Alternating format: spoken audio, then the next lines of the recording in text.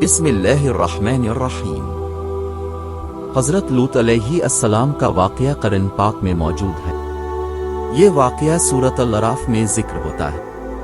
میں آپ کو اس واقعے کا مختصر خلاصہ دے سکتا ہوں۔ اگر آپ کو زیادہ تفصیل چاہیے تو آپ اسلامی علماء سے رابطہ کر سکتے ہیں یا قرآن پاک کی تفسیر کتابوں سے پڑھ سکتے ہیں۔ حدیث: حضرت محمد صلی اللہ علیہ وآلہ وسلم نے حضرت لوط علیہ السلام کے واقعے کے بارے میں بھی حدیثوں میں بیان فرمایا ہے۔ صحیح البخاری: جب تم مردوں کو کسی بری بات پر دیکھو تو ان پر پتھروں کو پھینکو، اور اگر تمہارے پاس پتھر نہ ہو تو ان پر مٹی کو پھینکو۔ حضرت لوط علیہ السلام کا واقعہ سورۃ الاعراف میں ان کی قوم کے گناہوں کی وجہ سے بیان کیا گیا ہے۔ حضرت لوط علیہ السلام ایک نبی تھے اور ان کی قوم میں جیسے جنسی گناہات پھیل گئے تھے۔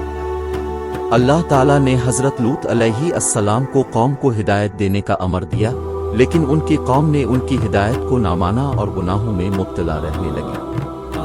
اللہ تعالیٰ نے حضرت لوط علیہ السلام کو اور ان کی اہل کو بچانے کے لیے فرشتے بھیجے اور ان سب کو قوم سے بچا کر ایک محفوظ جگہ پر لے گئے۔ پھر اللہ تعالیٰ نے حضرت لوط علیہ السلام اور ان کی قوم پر عذاب بھیجا، جس سے ان کی قوم تباہ ہو گئی۔ یہ واقعہ اسلامی تاریخ میں اہم واقعہ ہے جو گناہوں اور ان کے نتائج پر روشنی ڈالتا ہے۔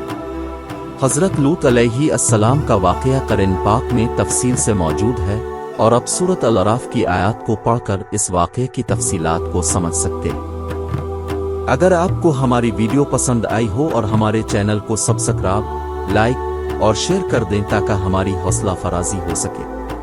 اور یاد رکھیں، سبسکرائب کا بٹن بالکل مفت ہے۔